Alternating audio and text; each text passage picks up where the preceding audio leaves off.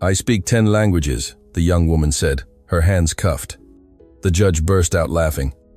"Right, and I'm a polyglot," he scoffed, facing the entire court. But when she opened her mouth, his laughter froze. The High Court of Singapore had never been so full.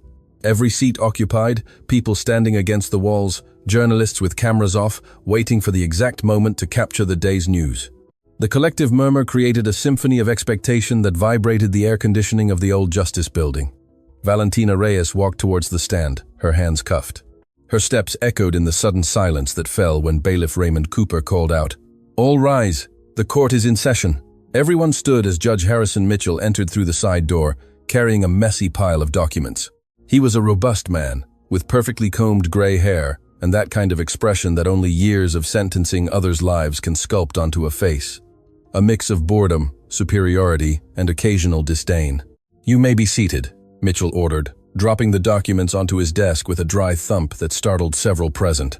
Valentina remained standing between two bailiffs, with Patricia Mendoza, her legal aid lawyer, by her left side. Patricia was a middle-aged woman, carrying the weight of too many cases and too little budget. She had pronounced dark circles under her eyes, and that barely perceptible tremor in her hands that betrays excessive caffeine and lack of sleep.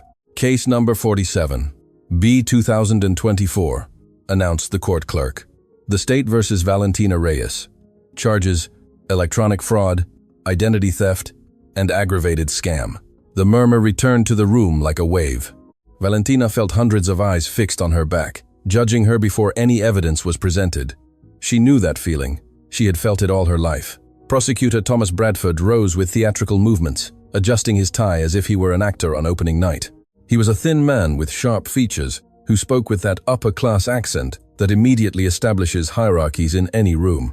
"Your Honor," Bradford began with a resonant voice, "we have before us a young woman who has perpetrated one of the most elaborate frauds this court has ever seen.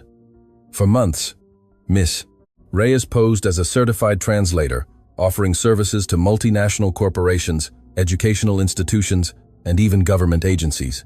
He paused dramatically, walking slowly in front of the jury. "She collected thousands of dollars for translations she allegedly performed in 10 different languages. 10, Your Honor. But the reality is that this young woman barely finished secondary school and has no certification, no degree, no credentials to back up her supposed linguistic ability."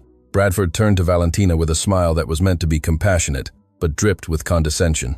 "We understand that financial need can lead people to make wrong decisions, but fraud is fraud, regardless of the circumstances." Valentina clenched her fists inside the cuffs. Every word from the prosecutor was like a hammer blow to her dignity, not because they were true, but because no one seemed interested in hearing her side. Judge Mitchell skimmed the documents with a bored expression, as if this were just another case on his endless list of judicial responsibilities. He yawned without bothering to cover his mouth. "Does the defense have anything to say before we proceed?" he asked in a monotone, without even looking up from his papers. Patricia Mendoza cleared her throat. Her hands trembled as she held her worn notepad. "Your Honor, my client maintains her innocence. The charges presented are based on misunderstandings and lack of communication with her employers. Miss Reyes is willing to demonstrate that she possesses the abilities she claims to have." "Demonstrate?" Mitchell finally looked up, his eyebrows arching with mocking interest. "And how exactly do you plan to prove you speak 10 languages? Are you going to sing us a song in each one?" Some nervous laughter rippled through the audience. The judge smiled, pleased with his own humor.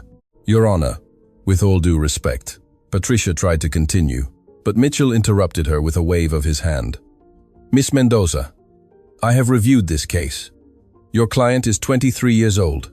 She grew up in a modest public housing estate and, according to records, worked cleaning offices before this alleged translation business." He looked directly at Valentina. "There are no records of higher education, no international certifications, nothing to suggest that this young woman could speak even 3 languages, much less 10. It was then that Valentina lifted her head. Her eyes, which had been fixed on the floor throughout the hearing, met the judge's directly. There was fire in that gaze. There were years of humiliation, of being underestimated, of being invisible. "Permission to speak, Your Honor," she said in a clear, firm voice. Mitchell looked at her, surprised. Most defendants remained silent during preliminary hearings, letting their lawyers speak for them. But there was something in the way this young woman looked at him that caused a mixture of irritation and curiosity. "Do you have anything relevant to add to the case?" he asked, skeptically. "I speak 10 languages." Valentina pronounced each word with crystal clarity, without an ounce of doubt in her voice. "And I can prove it right here, right now, if Your Honor allows me." The silence that followed was so profound that one could hear the hum of the fluorescent lights on the ceiling. Everyone present leaned forward, as if the universe itself was holding its breath. And then, Judge Harrison Mitchell did something no one expected.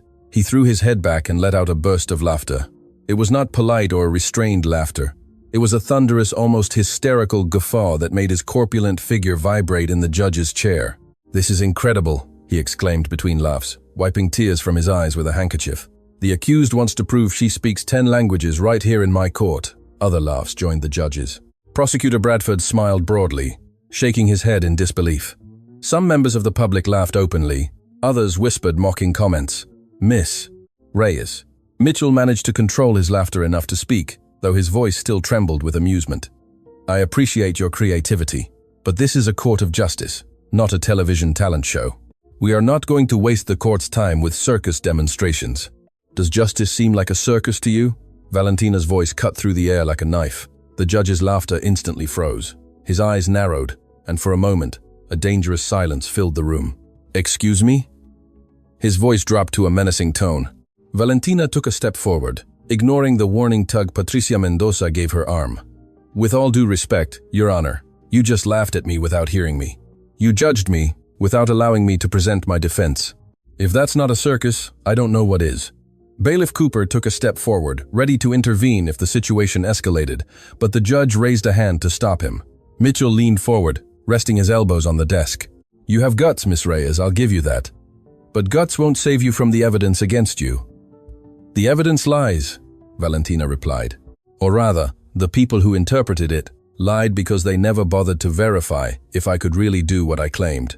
"And why would we do that?" Bradford interjected from his seat. "Why should the state expend resources verifying the fanciful claims of someone who is clearly trying to avoid the consequences of her actions?" "Because that is your obligation." Valentina turned to the prosecutor, her voice gaining strength. "Your obligation is to seek the truth, not assume guilt based on prejudice." "Order!" Mitchell banged his gavel against the desk. "Miss Reyes, you are treading dangerous ground. I suggest you remain silent before I charge you with contempt." Valentina took a deep breath. She could feel her heart pounding so hard she thought everyone in the room could hear it. But she was not going to back down. No. This time, she had backed down all her life. "Your Honor," Patricia Mendoza rushed to intervene, her voice trembling but determined. "I formally request that my client be allowed to demonstrate her linguistic abilities. If she can prove she speaks the languages she claims, that would fundamentally change the nature of this case." Mitchell looked at her with a mixture of disbelief and annoyance. "Miss Mendoza, are you really suggesting we turn this court into a language examination?" "I am suggesting we give my client the opportunity to adequately defend herself," Patricia replied, finding a reserve of courage she didn't know she possessed. "Isn't that what justice represents?" The judge leaned back in his chair, which creaked under his weight. He looked at Valentina for a long moment, his eyes evaluating her as if she were a puzzle he couldn't solve. There was something about this young woman that unsettled him. It wasn't just her audacity, it was the absolute certainty in her eyes. "All right," he finally said, to the surprise of everyone in the room. "I will give you your chance to publicly make a fool of yourself. But when you fail, and you will fail, I will add charges of contempt and obstruction of justice to your already considerable list of legal problems." He turned to his clerk. "Contact the Center for Language Studies at the National University of Singapore. I need them to send 10 professors, one specialist in each of the languages Miss Reyes claims to speak." Valentina felt an electric shock run through her body. Finally, she would have her chance. Finally, someone would listen to her. "Miss Reyes," Mitchell looked at her with that mocking smile he had perfected over decades. "I hope you know what you're doing, because when this is over, I'm not only going to find you guilty of fraud, but everyone will know exactly what kind of liar you are." "I am not a liar," Valentina replied in a calm but firm voice. "And when this is over, you are going to have to apologize." The room erupted in scandalous murmurs. No one, absolutely no one, spoke to Judge Mitchell like that. Silence. The gavel struck again. Mitchell looked at Valentina with a mixture of fury and something that might have been respect. "This hearing is adjourned until the evaluators are present." It will be in 3 days. And believe me, Miss Reyes, those 3 days will be the last days of freedom you will enjoy for a very long time. As the bailiffs escorted her out of the courtroom, Valentina couldn't help but wonder if she had made the biggest mistake of her life, or if she had finally taken the first step towards the vindication she so yearned for. What she didn't know was that the next few days would reveal secrets that would change not only her fate, but that of everyone present in that room. The metallic clang of the doors closing echoed like thunder in Valentina's ears. The Phoenix Remand Center, female wing, was a 3-story building that smelled of industrial disinfectant mixed with human despair. The white, peeling walls seemed to absorb all the natural light that tried to enter through the small barred windows. Valentina walked down the corridor, flanked by 2 officers.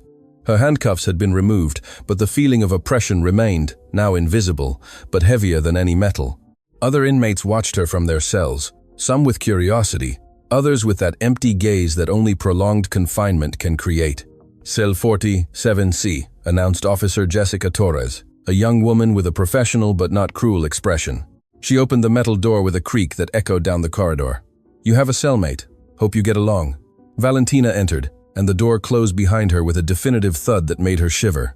The cell was small, 2 narrow bunk beds, a small wash basin, a toilet without privacy, and a window so high it only served to remind them that the outside world existed but was out of reach. In the lower bunk, a middle-aged woman looked up from a worn book.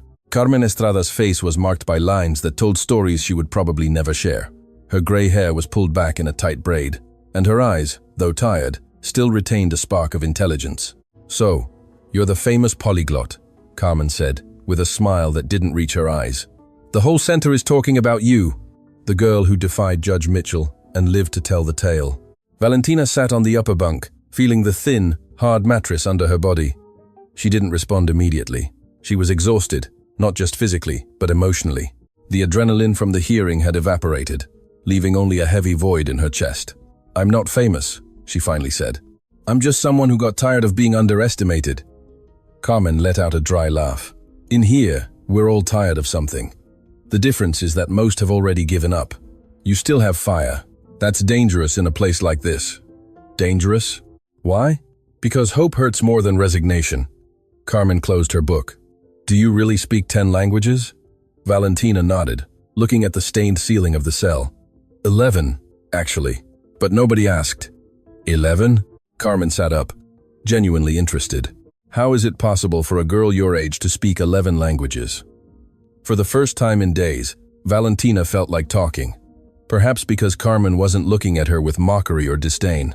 Perhaps because in that small, claustrophobic space, they were both just 2 human beings trying to survive. "My grandmother," Valentina began, her voice softening with the memory. "Grandma Lucia. She worked her whole life as a domestic helper for diplomatic families. Every time one family left, another arrived. Germans, French, Chinese, Russians, Arabs. She learned bits and pieces of all those languages to communicate, to be indispensable." Carmen listened in silence, and Valentina continued. "When my parents died in a bus accident, I was 5 years old. My grandmother picked me up and took me with her to all those houses. While she cleaned, cooked, and ironed, I sat with the children of those families. I played with them, ate with them, learned with them." Her voice cracked slightly as she remembered. "The diplomats changed every 2 or 3 years. Every time I made a friend, they left. Every time I learned to communicate perfectly in one language, a new family arrived with a different language. But I never stopped learning. It was my way of keeping those memories, those connections alive." "And your grandmother?" Carmen asked softly. "She died 2 years ago. Heart attack. 50 years of working from dawn till dusk eventually killed her." Valentina closed her eyes tightly. "And I was left alone, without formal education, without certificates to prove what I knew, just with languages in my head, and no way to prove they were real. So you started working as a translator," Carmen completed. "I tried to get jobs at official agencies, but they all wanted university degrees, international certifications. No one wanted to give me even a chance to prove what I could do." The frustration was palpable in her voice. "So I created my own business. I offered my services online, charged less than the big agencies, and did impeccable work." "Then why are you here?" Valentina opened her eyes and looked directly at Carmen. "Because someone decided it was impossible for a girl without a university education to do what I was doing. They reported my services as fraud, without even checking the quality of my work. And now I'm here, waiting to prove something I should never have had to prove. The sound of approaching footsteps interrupted their conversation. The door opened, and Officer Torres appeared again. Reyes, you have a visitor. Consultation room. Valentina got down from the bunk, confused. She hadn't called anyone. She had no one to call. The consultation room was a small space divided by a metal table. Sitting on the other side was Patricia Mendoza, her legal aid lawyer, but she wasn't alone. Next to her was a woman Valentina didn't know, elegant, professional, with a leather briefcase on the table. Valentina, this is Dr. Elena Vasquez. Patricia made the introductions. She's a forensic psychologist. Prosecutor Bradford requested a psychological evaluation before the next hearing. Valentina felt a knot forming in her stomach. Psychological evaluation? Why? Doctor. Vasquez spoke in a calm, professional voice. It's standard procedure in cases where the accused exhibits behaviors that could be considered unusual. Your confrontation with Judge Mitchell raised some flags. Flags? Valentina felt indignation rising. Defending myself is unusual behavior? It's not about that. Patricia intervened quickly. Valentina, listen. The prosecutor is trying to build a profile that suggests you have tendencies towards pathological fantasy. They want to argue that you genuinely believe you speak those languages when in reality you don't. That's ridiculous! Valentina slapped the table with her palm. I'm not crazy. No one is saying you are. Dr. Vasquez maintained her neutral tone. But I need to do my evaluation. I'm going to ask you some questions, and I need you to be completely honest with me. For the next hour, Valentina answered question after question about her childhood, about her parents' death, about living with her grandmother, about learning languages, about feeling alone, about her fears, her dreams, her frustrations. Dr. Vasquez took meticulous notes, her expression impossible to read. One last question, she finally said. Have you ever felt that people don't understand you, that you live in a different world from others? Valentina thought carefully before answering. Every day of my life. But not because I'm crazy, but because I've lived in worlds most people will never experience. I've spoken in languages most will never learn. I've seen how words can build bridges or raise walls. So yes, I live in a different world, but it's real. It's as real as the prejudice that brought me here. The doctor closed her notebook. Thank you for your cooperation, Valentina. I will submit my report before the hearing. When she left, Patricia approached Valentina, her expression worried. There's something else you need to know. Judge Mitchell contacted Noose, but it wasn't just to get evaluators. What do you mean? He investigated your background further. He found something. Patricia pulled some documents from her bag. Years ago, when you were 17, you applied for a scholarship at the Singapore Language Academy. Do you remember? Valentina nodded slowly. They rejected me. They said my application was unrealistic because I claimed to speak too many languages for my age. Exactly. And Mitchell is using that as evidence that you've been lying about your abilities for years. He argues it's a pattern of fraudulent behavior. The room seemed to shrink around Valentina. Every time she tried to move forward, the system pushed her back. Every attempt to prove her worth became another piece of evidence against her. Is there anything else? She asked, fearing the answer. Patricia hesitated before continuing. The evaluators who are coming, Mitchell specifically asked for the strictest professors, known for being extremely rigorous. They are not coming to give you a fair chance, Valentina. They are coming to dismantle you. The silence that followed was crushing. Valentina could feel the weight of the entire judicial system pressing against her, trying to crush that spark of hope that still burned in her chest. How much time do I have? She finally asked. 2 more days. The hearing is the day after tomorrow. Then I need to use every second. Valentina stood up, her determination renewed despite everything. Patricia, I need you to get me something. Books, study materials, in all the languages you can find. If they're going to make this difficult, then I'm going to prepare like never before in my life. Patricia looked at her with a mixture of admiration and sadness. Valentina, even if you prove you speak those languages, the prosecutor has other charges. The clients who reported fraud. The complaints about incorrect translations. Incorrect translations? Valentina interrupted her. What incorrect translations? There are 3 clients who claim that the translations you did contained serious errors that cost them money and reputation. Valentina felt as if she had been punched in the stomach. That's impossible. I checked every translation 3 times. I was meticulous. I would never have submitted something with serious errors. Do you have copies of those translations? All of them, on my computer. but the police confiscated it as evidence. Patricia made a note. I'm going to request access to those files. If we can prove the translations were correct, that would dismantle part of the prosecutor's accusation. When Valentina returned to her cell, Carmen was waiting with a curious expression. Bad news. Getting worse and worse. Valentina dropped onto her bunk.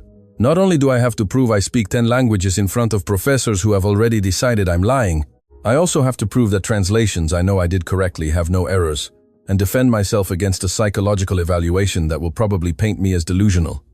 Carmen whistled softly. When you said you had fire, I wasn't kidding. But, Valentina, are you sure you want to go through with this? You could accept a plea bargain, serve a shorter sentence, and give up? Valentina looked at the ceiling. Accept that the world is right and I'm wrong? I can't, Carmen. If I give up now, I'd be betraying my grandmother. All those years of learning, all those girls who, like me, have talent but no papers to prove it. Then rest. Carmen turned off the cell light. Because in 2 days you're going to need every ounce of strength you have. In the darkness, Valentina closed her eyes, but couldn't sleep. Her mind went over vocabulary, grammar, idioms in each of the languages she had learned. But more than that, she thought about all the times she had been underestimated, ignored, dismissed. The world was about to see what she was capable of. She just hoped it would be enough. Dawn broke over the detention center with that heavy silence that only exists in places where freedom is a distant memory. Valentina hadn't slept. Her eyes burned with fatigue, but her mind was still processing verb conjugations, grammatical structures, idiomatic expressions in Mandarin, Arabic, German, French. Carmen snored softly in the lower bunk, a comforting sound amidst so much uncertainty. Valentina had spent the night whispering words under her breath, each language flowing like rivers converging into the ocean of her memory. The sound of approaching footsteps interrupted her concentration. It was too early for breakfast. The metal door opened, and Officer Torres appeared with a serious expression. Reyes, you have a visitor. Consultation room. Now. Carmen woke up startled. At this hour? Who visits someone before dawn? Valentina got out of her bunk, her heart beginning to beat faster. She followed Torres down the empty corridors, the echo of her footsteps reverberating like war drums. When they reached the consultation room, the surprise on Valentina's face was evident. Sitting on the other side of the table was an Asian man with an anxious expression and a business briefcase on his lap. She recognized him immediately. Engineer Chen? Valentina whispered, incredulous. David Chen stood up abruptly, his hands visibly trembling. He was one of the 3 clients who had reported her translations as fraudulent. He worked for a technology company that needed documents translated from English to Mandarin for an expansion in China. Miss Reyes, I need to talk to you. His voice came out in gasps, as if each word cost him physical effort. I don't have much time. My lawyer doesn't know I'm here. Torres closed the door, but remained inside.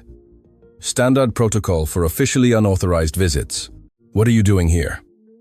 Valentina sat down slowly, trying to process this surreal situation. Chen ran his hands over his face, and Valentina noticed the deep dark circles under his eyes, the tension in his shoulders. I came to tell you the truth I should have told from the beginning. The silence that followed was so dense that Valentina could hear her own pulse. Your translations were perfect. Chen blurted out the words as if he had been holding his breath for months. Every document you translated for my company was impeccable. Better than any professional agency we had used before. The partners in Beijing were impressed with the technical accuracy and cultural sensitivity. Valentina felt as if the ground moved beneath her feet. Then why? Because my boss, the CEO, discovered that I had hired your services without verifying your university credentials. Chen lowered his gaze, shame evident in every line of his face. He threatened to fire me if I didn't find a way to justify why I had spent company funds on an uncertified translator, and he decided to destroy my life to save his job. Valentina felt a mixture of fury and vindication growing in her chest. It wasn't that simple. Chen looked up, his eyes shining with unshed tears. Mr. Roberto Fuentes, our company's corporate counsel, suggested we report the translations as defective. He said it was the only way to recover the money and protect the company from any legal liability. He suggested lying? Valentina's voice rose. He suggested protecting corporate interests, Chen corrected bitterly. In the business world, Miss Reyes, truth is secondary to financial survival. But I haven't been able to sleep since I signed that false statement. I have a daughter your age. Every time I look at her, I see your face in the news, being publicly humiliated for something you didn't do. Valentina took a deep breath, trying to control the emotions that threatened to overwhelm her. Why are you telling me this now? Why not before the trial? Because I'm a coward, Chen admitted in a broken voice. Because I needed my job, my salary, my reputation. But seeing what they've done to you, seeing Judge Mitchell laughing at you on television, it was too much. My wife told me last night that she couldn't continue living with a man without honor, and she was right. He pulled a thick envelope from his briefcase. Here is everything. Copies of the original translations with the approvals from our partners in Beijing, emails where they specifically praise your work, and my sworn affidavit, admitting that I lied under corporate pressure. Valentina took the envelope with trembling hands. It was heavy, full of pages that could completely change her case. Engineer Chen, do you understand what this means for you? She asked softly. Admitting perjury could lead to prison. I know. Chen smiled sadly. But I prefer to be in prison with my honor intact than free as a liar. My daughter deserves a father she can be proud of. Torres approached the table. Sir, I need to escort you out. This visit is already irregular. Chen stood up, but before leaving, he looked directly into Valentina's eyes. Miss Reyes, you are extraordinary. Don't let And if you'll allow me some advice, when you're in that courtroom tomorrow, don't just show that you speak those languages. Show why it matters. Show that real talent doesn't need certificates to be valid. When he left, Valentina remained alone in the room, clutching the envelope as if it were a lifeline. Tears she had been holding back for days finally began to fall. They weren't tears of sadness, but of relief mixed with rage for all she had had to endure because of corporate lies. The door opened again, and Patricia Mendoza rushed in, her hair disheveled and an expression of controlled panic. Valentina, what was that? Torres called me saying David Chen was here. What did he want? Valentina handed her the envelope. Our salvation. As Patricia frantically reviewed the documents, her eyes widened with each page. This is incredible. With this, we can completely dismantle the fraud charges. We can prove that the translations were correct and that the accusations were fabricated. But will it be enough? Valentina asked. I still have to prove I speak the languages. And the prosecutor will probably say, Chen is lying now to help me. You're right. Patricia sat down, her mind working at full speed. We need more. We need to find the other 2 clients who accused you. And how do we do that from here? Patricia took out her cell phone. Leave that to me. I have contacts. If Chen had a crisis of conscience, maybe the others will too. Over the next few hours, while Valentina was escorted back to her cell, Patricia worked frantically, making calls, sending emails, moving every contact she had in her legal arsenal. Back in the cell, Carmen watched Valentina with curiosity. Something changed? She said simply. You have a different expression. One of my accusers came to confess that he lied. Valentina sat down, still processing everything. It turns out my translations were perfect. They falsely accused me to protect corporate interests. Carmen whistled softly. The system protecting itself. Same old story. But this time someone had the courage to tell the truth. Valentina looked out the small high window. He risked everything to clear my name. And that gives you hope? It gives me more than hope. It gives me proof that I'm not crazy, that I'm not wrong, that the world is wrong about me. A metallic sound echoed down the corridor. It was time for the mobile library, a cart that passed twice a week with books for inmates. A young woman pushed the cart, stopping at each cell. When she reached cell 47, Valentina recognized her. It was Sofia Morales, a girl of barely 19 whom she had seen in the dining hall. She had intelligent eyes, and that particular sadness of someone who has seen too much too young. Any books you need? Sofia asked softly. Do you have anything in foreign languages? Valentina asked, hopefully. Sofia's eyes lit up. Are you the girl who's going to prove she speaks 10 languages? 11, actually. I have something for you. Sofia looked nervously to both sides of the corridor before pulling out a package wrapped in paper. Your lawyer asked me to bring you this. I shouldn't. But well, I believe in second chances. Valentina unwrapped the package and found 6 books in different languages: Mandarin, Arabic, Russian, German, French, and Portuguese. They weren't ordinary books, but complex legal technical texts. Your lawyer said to practice with these, Sofia whispered. The professors tomorrow are going to try to trip you up with specialized technical vocabulary. How do you know? Because one of them, Professor Andrés Villarreal, Came for a legal consultation here a few days ago. I heard him talking to the director about how to unmask an imposter who claimed impossible linguistic abilities. Valentina's blood ran cold. Did he say anything else? He said he had prepared specialized technical texts in each language, medical, legal, scientific vocabulary, things that only someone with years of formal university study could know. Carmen sat up in her bunk. That's cheating. They're setting up an exam designed for you to fail. It's not cheating if they never promise to be fair. Valentina opened the first book, her eyes scanning the pages in Mandarin. But I can learn. I always have been able to learn. You have less than 24 hours, Sophia pointed out. How are you going to memorize technical vocabulary in 6 languages in one day? Valentina looked at her with that fierce determination that had kept her alive all her life. The same way I've done everything else, without giving up. When Sophia left, Carmen watched Valentina open book after book, her concentration absolute. You know what's most impressive about you? Carmen said after a long silence. It's not that you speak languages, it's that you never accept defeat as an option. My grandmother used to say, the world will tell you 1,000 times that you can't. You only need to prove it once to show that you can. Valentina spent the rest of the day and all night immersed in those books. She barely ate, barely moved. Carmen brought her water, reminded her to breathe. But Valentina was in another world, a world of words, meanings, linguistic connections.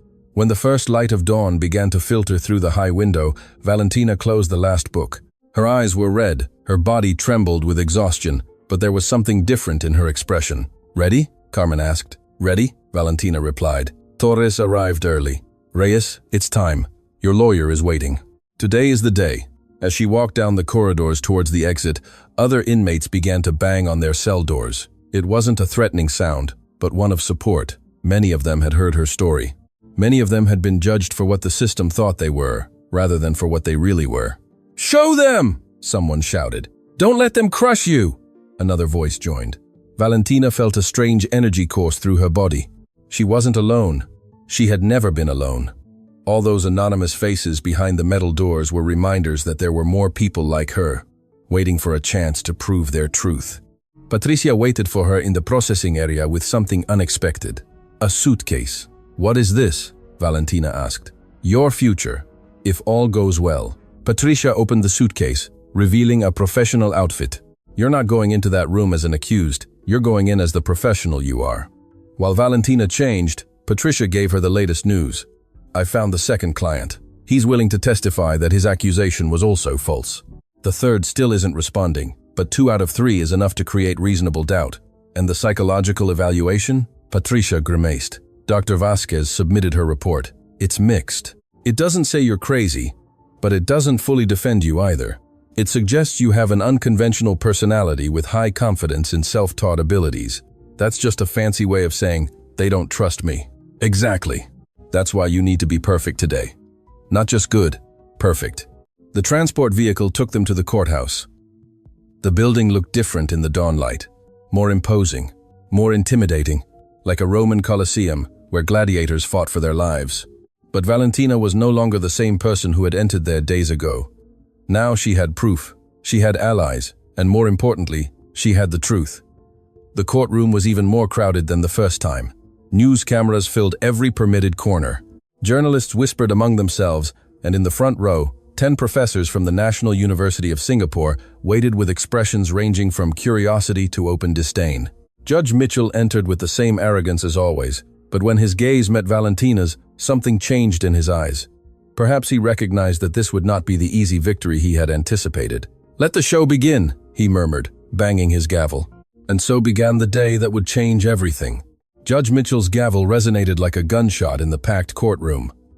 The collective murmur instantly died down, replaced by a tension so dense that the air itself seemed to vibrate with anticipation. Order in the court!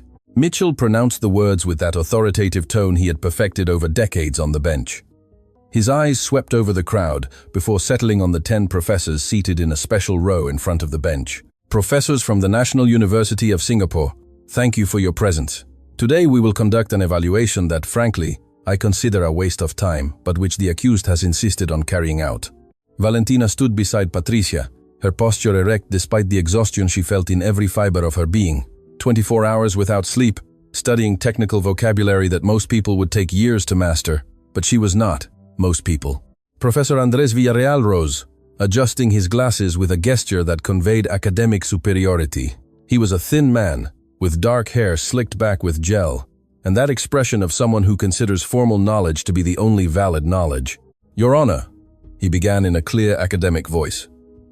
My colleagues and I have prepared a series of rigorous evaluations. It's not simply about conversing in different languages, but about demonstrating technical mastery, deep cultural understanding, and specialized translation capability. Proceed. Mitchell gestured with his hand, leaning back in his chair as if he were about to witness a cheap magic show. Villarreal opened a thick folder. Miss Reyes, we will begin with Mandarin. Professor Yuki Tanaka, although a specialist in Japanese, also masters Mandarin and will evaluate this first section. A middle-aged Asian woman stood up. Professor Tanaka had a serene presence, but her gaze was analytical, dissecting Valentina with every passing second. The professor spoke in perfect Mandarin, asking Valentina to read a medical text and then explain its meaning in English. She handed her a document. Valentina took the paper. It was a complex medical text about cardiovascular procedures, full of technical terminology that would make any professional translator sweat. The room held its breath. Valentina read the document in silence for 30 seconds. Then, without hesitation, she began to speak in fluid Mandarin. Her pronunciation impeccable, her tones precise. She not only read the text but explained it, adding cultural context about how certain Chinese medical terms differ in concept from Western ones. Then she switched to English without pause, translating not only the words but the deep meaning, explaining the medical implications with a level of detail that left even Professor Tanaka open-mouthed. The professor murmured something in Mandarin to Villarreal, commenting that Valentina's pronunciation was perfect and impossible for someone without formal training. I know, Valentina replied in the same language, looking directly at Tanaka. Then she switched to English. Because I learned from the Chen family, diplomats who lived 6 years in Beijing. Their young daughter taught me not only the language, but the songs, the games, the ways of thinking. Language is not just words, Professor. It is soul. A murmur ran through the room. Journalist Marco Delgado scribbled frantically in his notebook. This was journalistic gold. Next language, Villarreal said abruptly, clearly uncomfortable with what he had just witnessed. German. Professor Hans Müller. Müller was a corpulent man with a blonde beard and a severe, typically Germanic expression. He stood up and spoke in clipped German with a deliberately complicated accent, asking Valentina to explain the clauses of a legal contract and its legal implications. He handed her a dense legal contract, full of German legal jargon that even native lawyers would find challenging. Valentina read it, and again, her response was more than perfect. She not only translated but identified potential legal issues in the contract, pointed out linguistic ambiguities that could cause disputes, and did it all while fluently alternating between German and English. Müller looked at her with a mixture of astonishment and bewilderment. He asked her in German where she had learned all that. Valentina replied in fluent German before translating into English. From the Schneider family. Mr. Schneider was an international lawyer. His wife would seat me in his office while he worked. I was 10 years old and read his contracts while he thought I was just drawing. I learned that legal German is like a puzzle, where every word has exact weight. Patricia Mendoza watched with tears in her eyes. This was more than she had hoped for. Valentina was not just demonstrating competence, she was demonstrating mastery. Arabic. Villarreal practically spat the word. Professor Amira Hassan. Hassan was an elegant woman with an intelligent and calculating expression. She spoke in classical Arabic, the kind used in religious and academic texts, deliberately archaic and complex. She asked Valentina to read a religious text and explain its deep philosophical meaning. It was a text with complex philosophical commentaries. Valentina closed her eyes for a moment, and when she opened them, there was something different in her expression. She began to recite in Arabic, her voice taking on that particular melodic cadence of well-spoken language. She not only translated the text, but explained the multiple layers of interpretation, the historical references, the theological debates the passage had generated over centuries. She spoke about how classical Arabic differs from modern Arabic, about the poetry inherent in each verse. Hassan stood up, visibly moved. How is this possible? This requires years of theological study. The Al-Rahman family, Valentina replied softly in English. The father was an imam. He taught me that Arabic is not just a language, it is a way of seeing the universe, that every word has roots, history, connection to other words. It is a language that breathes poetry. Judge Mitchell was no longer leaning back in his chair. He was leaning forward. His expression had changed from mockery to something that might have been involuntary respect. One by one, the professors presented their challenges. Russian with Professor Igor Volkov, who asked her to recite classical literature and explain complex literary symbolism. French, with culinary and wine terminology so specific that only a sommelier or professional chef would know it. Italian with opera and music. Brazilian Portuguese with complex regional idioms. Japanese with multiple writing systems. Korean with intricate levels of formality. Each time Valentina not only met, but exceeded expectations. And each time she added that personal dimension, that story of learning that revealed not only technical knowledge, but deep understanding and genuine love for each language. When Professor Volkov asked her to explain a passage of classical Russian literature, Valentina not only translated the words, but captured the melancholic soul of the text, explaining historical and emotional contexts that only someone truly immersed in Russian culture could understand. The Ivanov family, she explained. Mr. Ivanov was a literature professor. He would read Dostoevsky to me while his wife prepared borscht.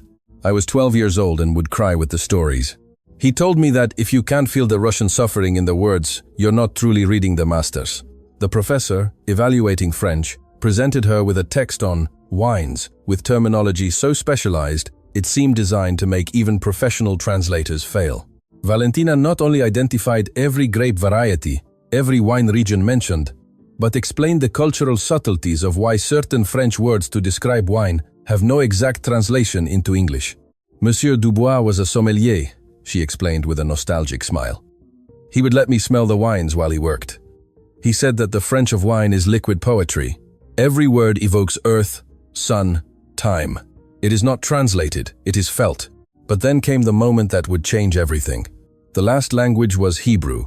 Villarreal, who also mastered Hebrew in addition to English, personally rose for this evaluation. He had saved what he considered his trump card for the end. Miss Reyes, he said with a smile that didn't reach his eyes. This last text is particularly challenging. It is an ancient philosophical treatise on ethics and justice, extremely complex even for dedicated scholars. He handed her the document.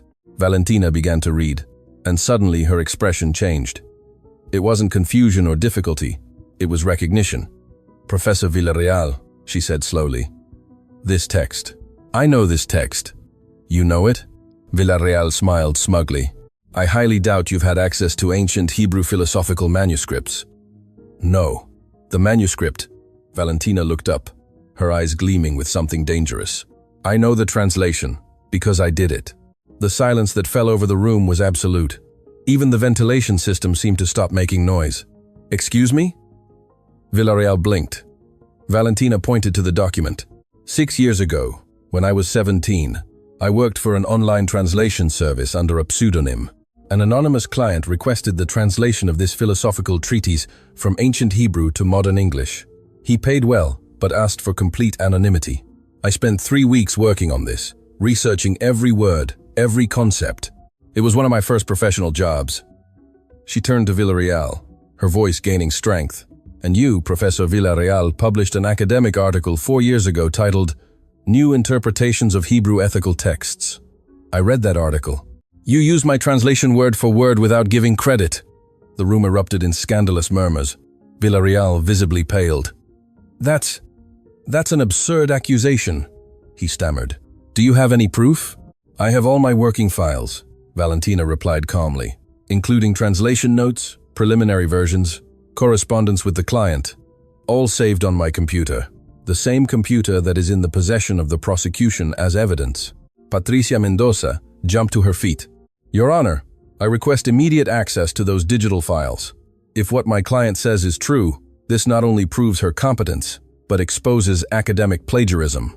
Prosecutor Bradford looked like a cornered animal. Your Honor, this is a distraction. It is not relevant to the case. Not relevant? Mitchell finally found his voice. Mr. Bradford, if the accused can prove that one of the evaluators I chose used her work without credit, that is extremely relevant to this case. It shows that she is not only competent, but has been competent for years. He turned to Villarreal, his expression now cold. Professor Villarreal, do you have anything to say? Villarreal opened and closed his mouth like a fish out of water. The other professors looked at him with mixtures of shock and disgust. In the academic world, plagiarism was the unforgivable sin. I received that translation from a colleague. I didn't know it was from an online service. I assumed it was public domain work. Assumed? Professor Hassan stood up, her voice sharp. Professor Villarreal, academic protocol requires verifying the source of all material. This is basic. Professor Müller added in a stern tone. If this is true, the National University of Singapore will have to conduct a formal investigation. Mitchell banged his gavel. Order. Bailiff Cooper, bring the evidence computer. Now. As they waited, Valentina remained standing, her heart pounding, but her expression calm. She had waited 6 years for this moment. 6 years since she saw her work published under someone else's name. She never thought justice would come this way, but life had strange ways of completing circles. Cooper returned with the laptop in an evidence bag. The court technician turned it on, and under judicial supervision, Patricia navigated to the files. Valentina indicated. There it all was. Preliminary versions of the translation dated 6 years ago. Detailed notes explaining each translation decision, emails with the client, and most damningly, the final version, identical word for word to what Villarreal had published in his supposedly original article. Mitchell personally examined the files, his expression growing darker with each document he reviewed. Finally, he looked up at Villarreal. Professor, I strongly suggest you contact your legal representation. You're going to need it. He turned to the other 9 professors. Does anyone else have doubts about Miss Reyes's linguistic competence? One by one, each professor shook their head. Professor Hassan even stood up. Your Honor, in my 20 years evaluating linguistic competence, I have never seen anyone with the mastery this young woman has demonstrated today. She not only speaks these languages, she lives them. She understands them at levels most academics can only aspire to. And she did it without resources, without privileges, only with determination and a genuine love for learning. Hassan's words resonated in the room. Mitchell leaned back in his chair, running a hand over his face. For the first time in decades, he seemed truly unsure how to proceed. Mr. Bradford, he finally said, do you have anything else to present? The prosecutor stood up slowly. He knew he had lost. Your Honor, in light of these developments, and considering that 2 of the 3 plaintiff clients have withdrawn their accusations and confessed to lying under corporate pressure, the prosecution requests to withdraw all charges. The murmur in the room turned into a roar. Mitchell banged his gavel repeatedly. Order! Order in my court! When silence returned, Mitchell looked at Valentina for a long moment. In his eyes was something that had never been there before.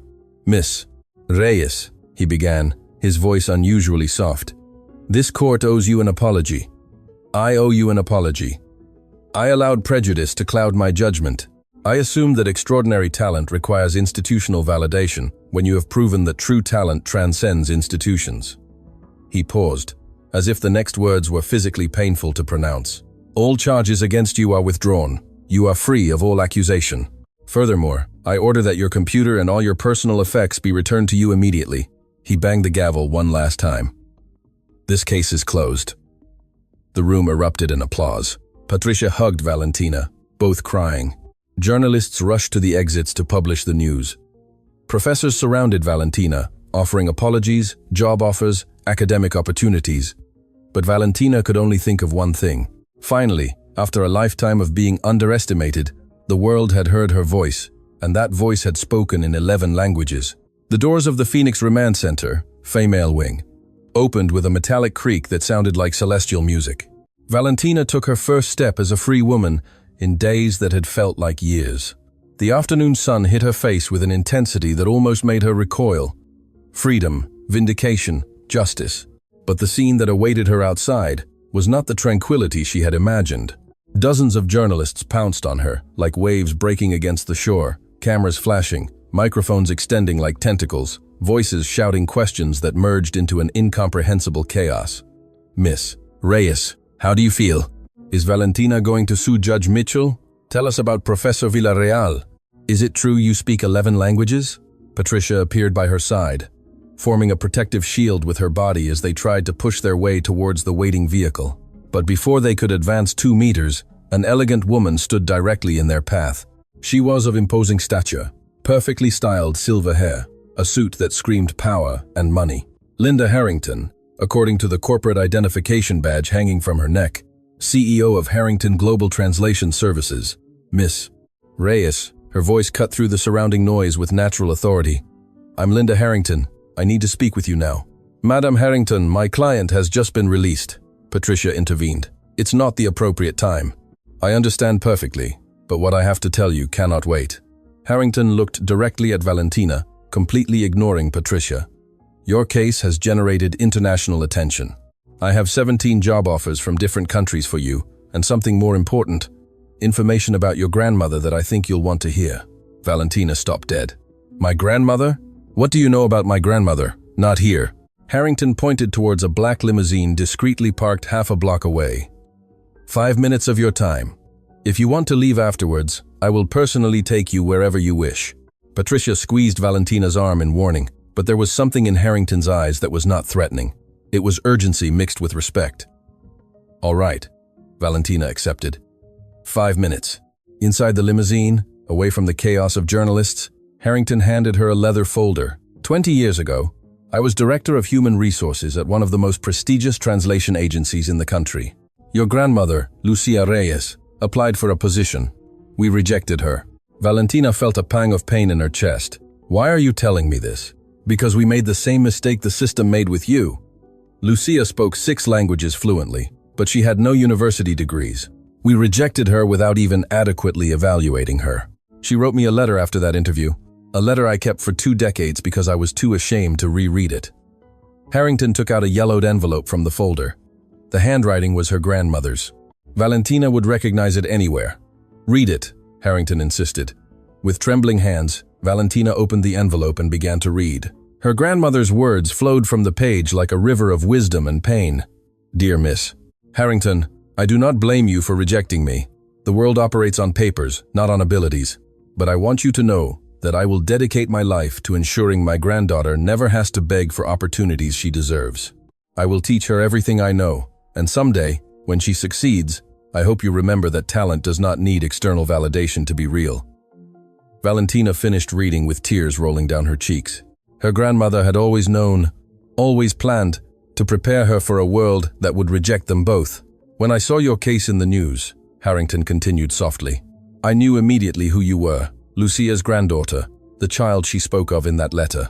And I realized I had the opportunity to correct a mistake I made 2 decades ago. What do you want from me? Valentina asked directly. I want to hire you, not as a common translator, but as director of unconventional talent. Your job will be to identify and recruit people like you, people with extraordinary abilities but no traditional credentials, people the system ignores.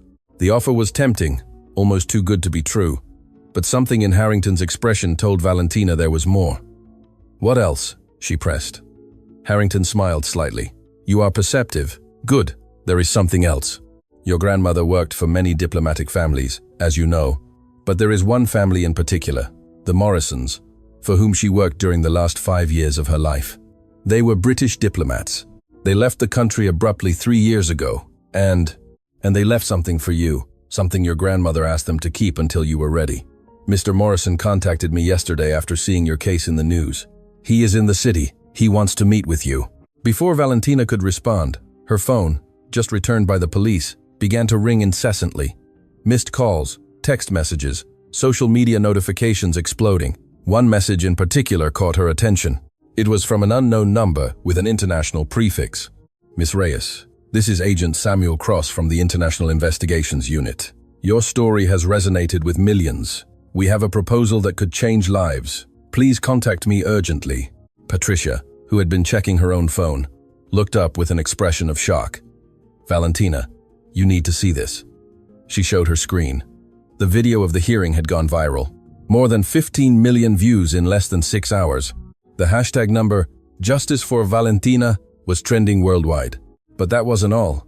There was another video published just minutes ago. Someone had leaked security footage from the detention center. It clearly showed Valentina studying throughout the night, mumbling in different languages, preparing with a determination that bordered on superhuman.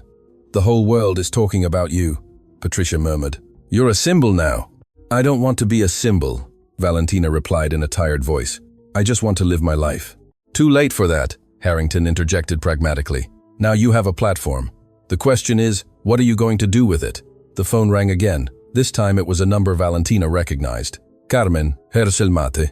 Valentina, I need you to come. It's urgent. Carmen, what's wrong? It's about the center's superintendent. Turns out he has secrets too, and I think they're connected to your grandmother, but I can't talk on the phone. You have to come. The call cut off abruptly. Valentina looked at Patricia with growing alarm. Something is wrong. Carmen sounded scared. Before they could decide what to do, another figure appeared at the limousine window. An older man in his 60s, with a gentle but urgent expression, tapped softly on the glass. Harrington lowered the window. Dr. Ruiz. Madam Harrington, thank you for contacting me. The man spoke with a refined British accent. Miss Reyes, I am Dr. Fernando Ruiz. I worked as the Morrison family's personal physician for years. I also attended to your grandmother Lucia in her last months. Valentina stepped out of the limousine, feeling the world spin too fast. You knew my grandmother? I knew her very well, and there are things about her death that you need to know. Things she made me promise to tell you when the time was right. What things? Dr. Ruiz looked nervously around. Not here. There are people who would prefer certain information to remain buried. Your grandmother did not die of a simple heart attack, Miss Reyes. There were complications she kept secret. Complications related to something she discovered while working for the Morrisons. Valentina's heart began to pound. What did she discover? Documents, sensitive information about trafficking networks that use diplomatic families as cover. Your grandmother reported them to the appropriate authorities, but she died before she could formally testify. Valentina's world stopped. Are you saying my grandmother was? I don't know for sure, the doctor quickly interrupted. What I do know is that she left evidence stored away, evidence that the Morrisons protected after her death. And now that you are in the public eye, there are people who will want to make sure that evidence never sees the light of day. Patricia positioned herself protectively beside Valentina. Dr. Ruiz, these are serious accusations. Do you have proof? I have Lucia's complete medical records, and I have the letters she wrote to me in her last days. Letters where she specifically mentions that if anything happened to her, I should contact her granddaughter when she was strong enough to handle the truth. He pulled a thick envelope from his briefcase. This is just the beginning, Miss Reyes. Your grandmother documented everything meticulously. Names, dates, trafficking routes. She kept it all in a safety deposit box in an international bank, and you are the only person authorized to open it. Valentina took the envelope, feeling its weight not only physically but emotionally. Where is that box? Geneva, Switzerland. International, Helvetia Bank. Your grandmother gave me the exact instructions before she died. She said, when Valentina shows the world what she is capable of, when she can no longer be ignored or silenced, then she will be ready to know the whole truth. The words resonated in the silence of the limousine. All her life, Valentina had thought her grandmother was simply a domestic helper who loved languages. But now, she was discovering that she had been much more. A woman who had seen injustices and had had the courage to confront them, even knowing the price she might pay. Is there anything else? Dr. Ruiz added, his expression growing even more serious. The third client who accused you, the one who never withdrew his charges, his name is Richard Blackwood. He works for a private security corporation with deep connections in diplomatic circles. I don't think it's a coincidence that he was the only one who maintained the accusations until the end. Are you suggesting my accusation was orchestrated? Valentina felt a chill run down her spine. I'm suggesting that when your case became public, certain people saw an opportunity to discredit you before you could become a public voice. Before you could discover what your grandmother knew. Patricia grabbed her phone. We need police protection now. But before she could make the call, a black van stopped abruptly in front of the limousine. A middle-aged man with a serious expression, a federal identification hanging from his neck, stepped out. I'm Agent Samuel Cross, Miss Reyes. I need you to come with me. Your life may be in danger. How did you know where to find me? Valentina asked, her survival instinct kicking in. Because we've been monitoring communications related to your case, and we just intercepted a very disturbing conversation. There's an active contract on you.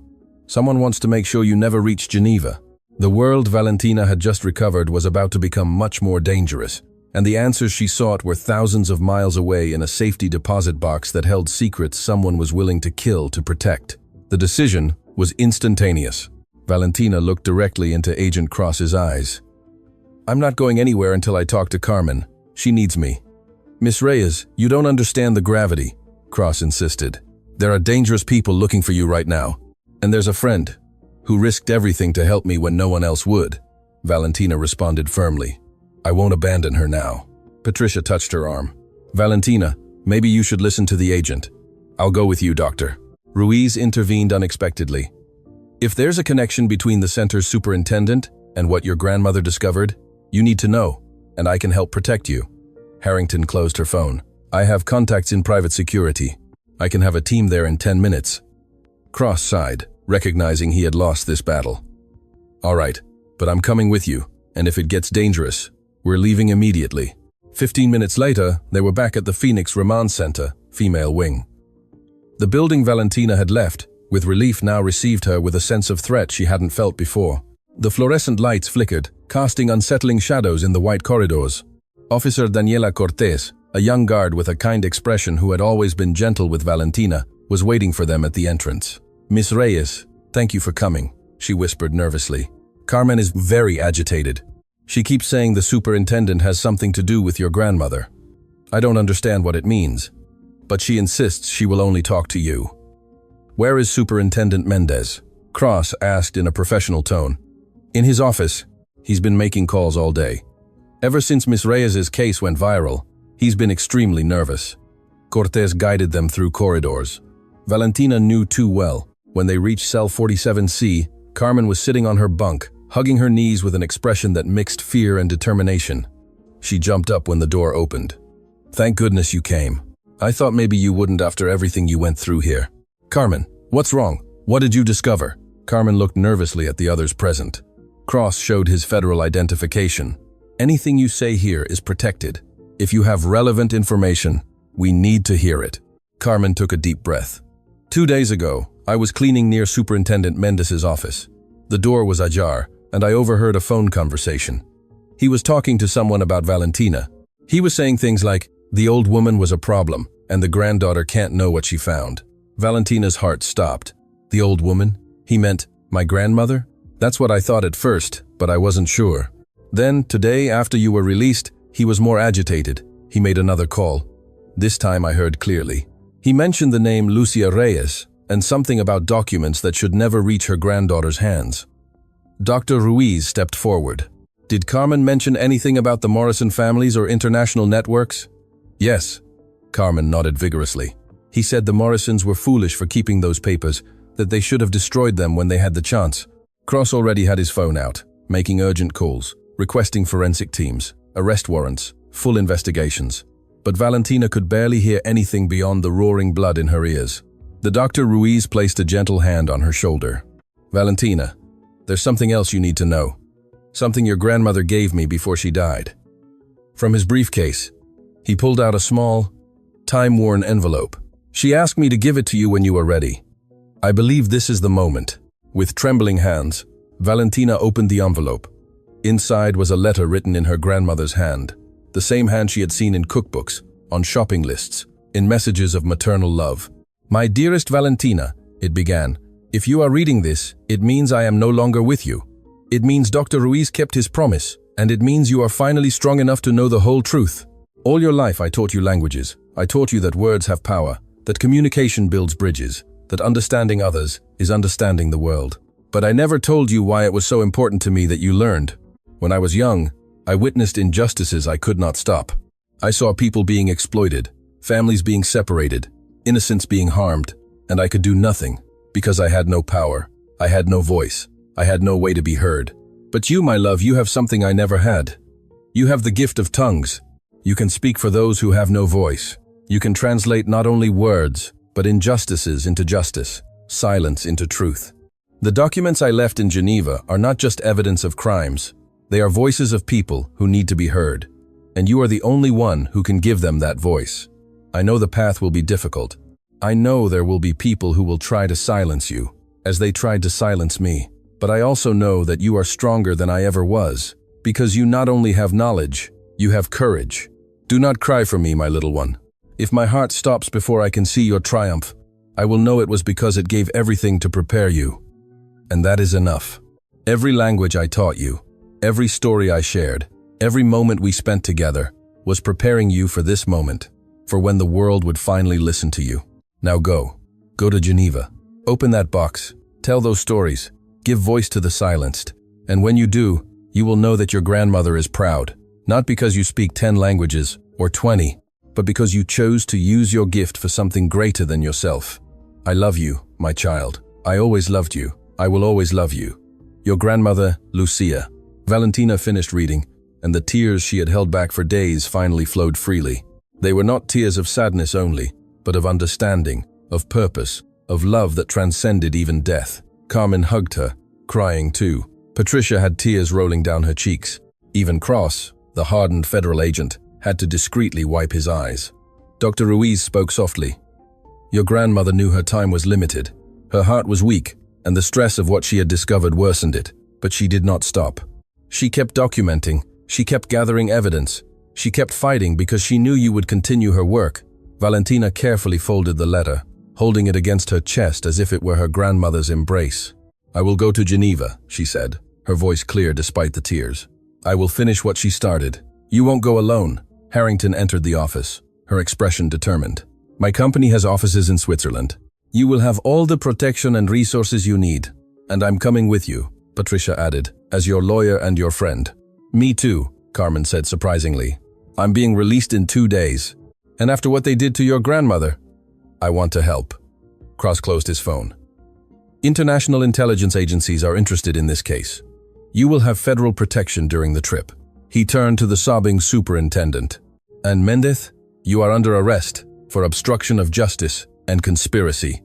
As Mendez was escorted out of his office in handcuffs, Valentina felt something change within her. She was no longer just a young woman trying to prove her worth. She was the heiress to a legacy of courage and justice.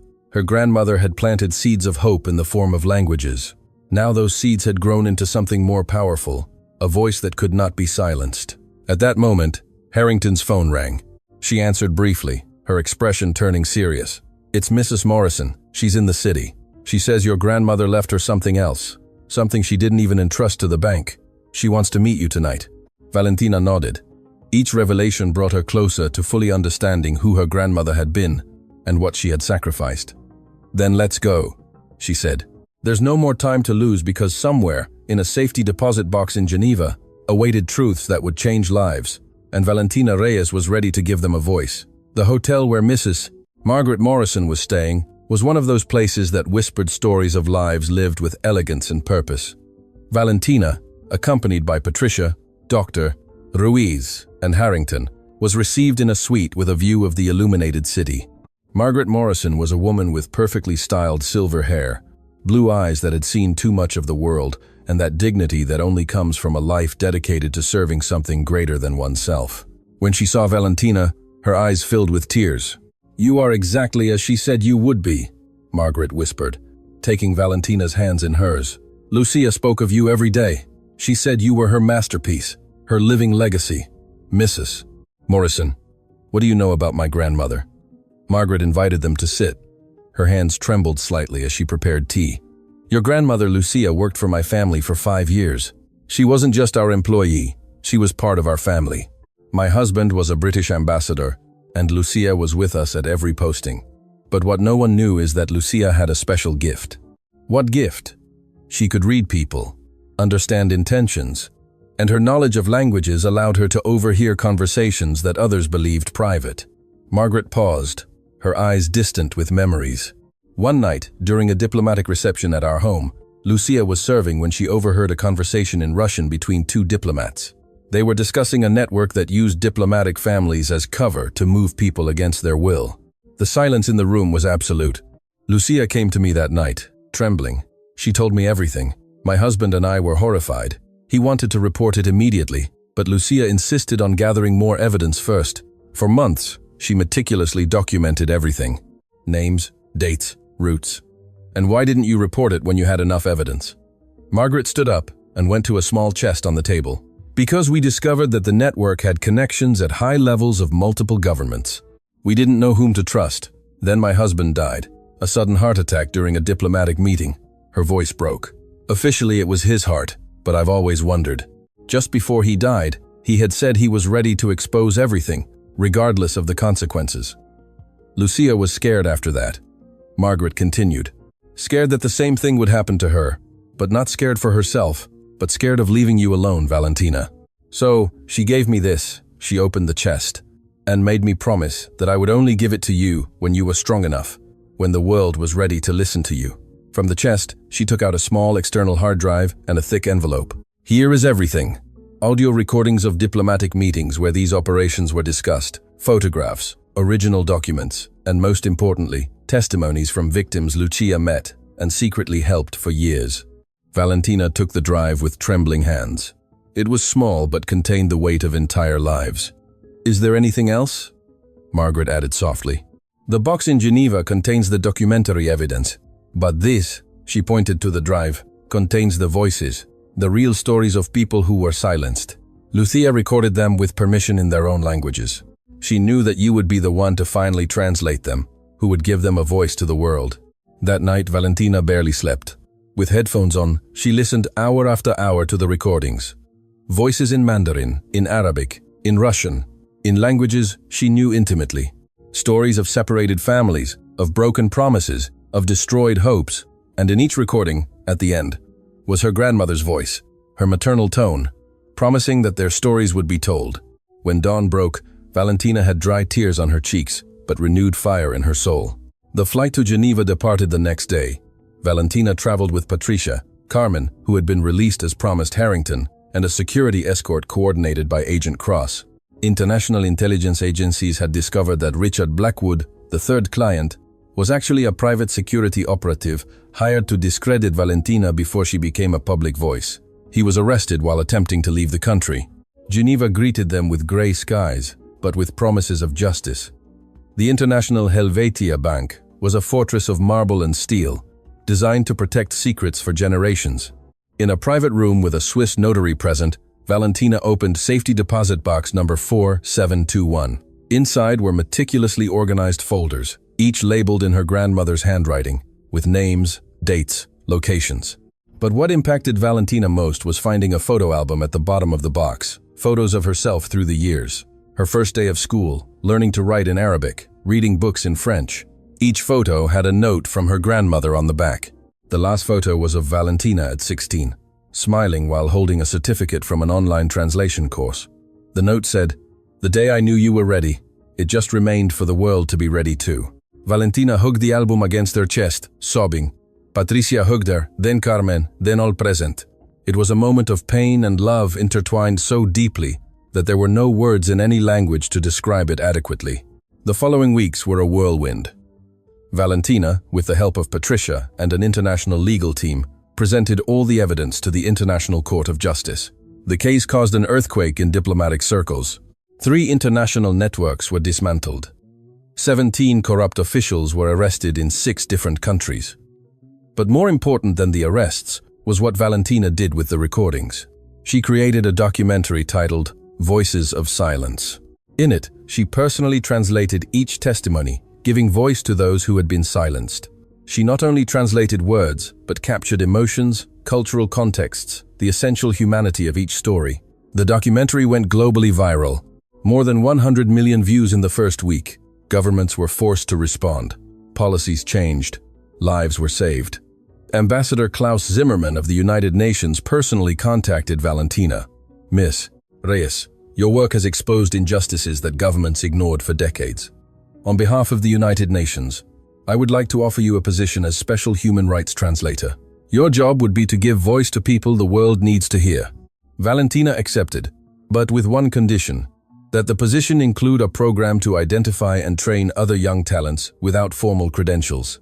Real talent, she argued, should not need institutional validation to be recognized. Her proposal was unanimously accepted. 6 months later, Valentina stood in the same courtroom where she had once been humiliated. But this time, she was not an accused, but a guest speaker at an international conference on linguistic justice. Judge Harrison Mitchell was present in the audience. He had retired early after his handling of Valentina's case generated investigations into other cases where he might have allowed prejudice to affect his judgment. At the end of her speech, Mitchell approached her. "Miss Reyes," his voice was humble, so different from the arrogant man he had been. "There is no apology sufficient for how I treated you, but I want you to know that your case changed my life.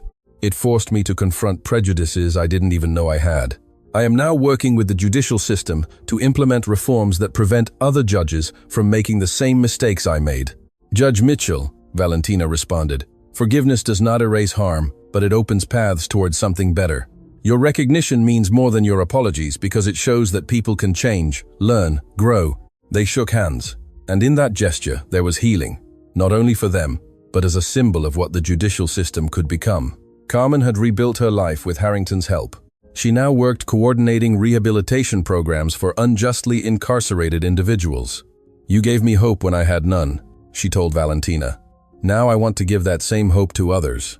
Patricia Mendoza received national recognition as Public Defender of the Year, but what made her most proud were not the awards, but the letters she received from grateful clients, inspired by her passionate defense of Valentina. Professor Villarreal resigned from his position after a university investigation confirmed multiple cases of plagiarism. His downfall served as a warning to other academics about the importance of integrity. David Chen, the engineer who had the courage to confess first, established a foundation dedicated to supporting unconventional talents.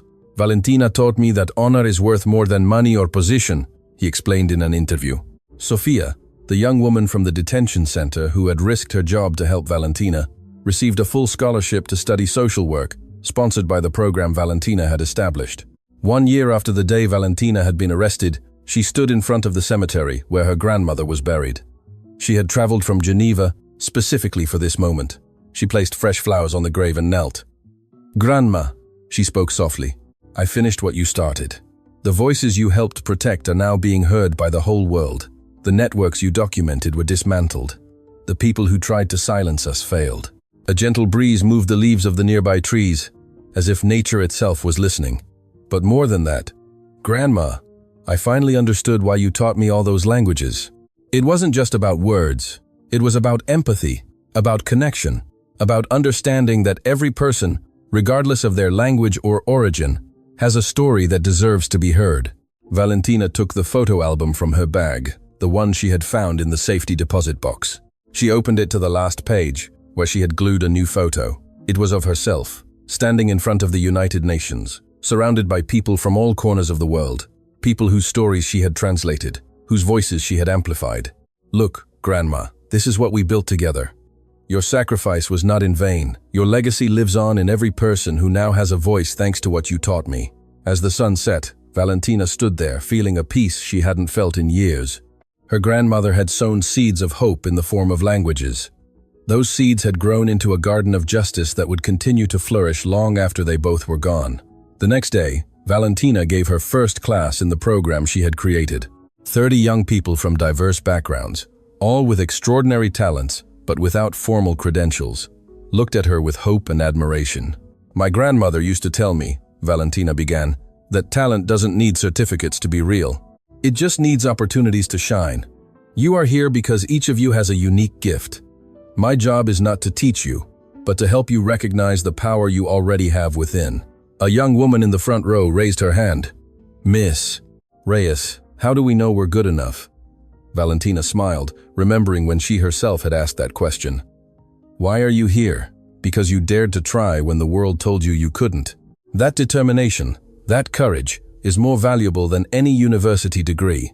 Months turned into years. Valentina's program grew, expanding to 20 countries. Thousands of young talents found opportunities they otherwise never would have had.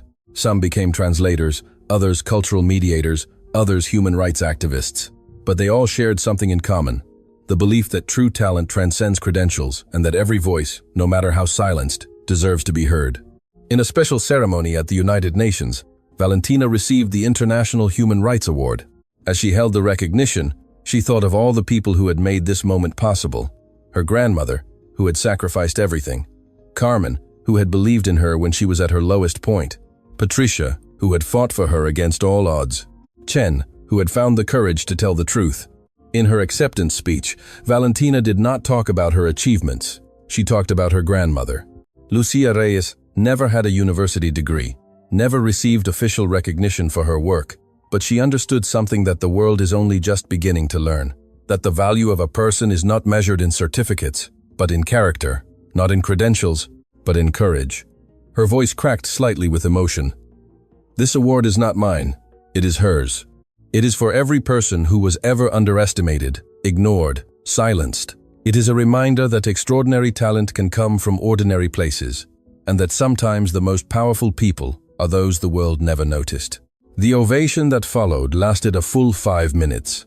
People from all over the world connected virtually applauded, not only Valentina, but all the Lucias of the world, all the grandmothers, mothers, invisible workers who had planted seeds of hope without knowing if they would ever blossom.